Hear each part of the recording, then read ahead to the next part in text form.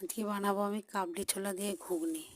তার জন্য কাবলি ছোলা, তারপরে পেঁয়াজ, আলু সব কুকারে সিটি মারলাম, মেরে তারপরে কড়াইতে তেল দিয়ে তেলের মধ্যে গোটা গরম মশলা ফোড়ন দিলাম। তারপর পেঁয়াজ ভাজলাম। পেঁয়াজটাকে ভাজা ভাজা হলে হলুদ, নুন সব দিয়ে ভাজা ভাজা করলাম। করার পর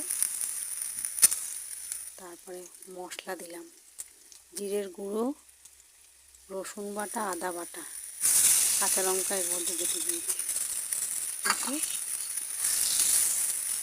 কষলাম, কষতে কষতে টমেটো সস দিলাম, টমেটো সসটা দিলাম, তারপরে চিনি, নুন সব দিলাম।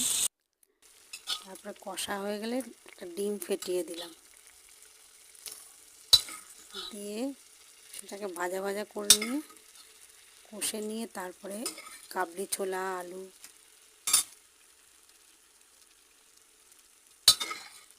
তুলে দিলাম, দিয়ে কষালাম। কষিয়ে তারপরে ছোলার যে জল, ছোলা সেদ্ধ যে জলটা, জলটা দিয়ে দিলাম। দেওয়ার পর ফুটে গিয়ে তারপরে নামানোর আগে ধনে পাতা দিয়ে নামিয়ে নিলাম।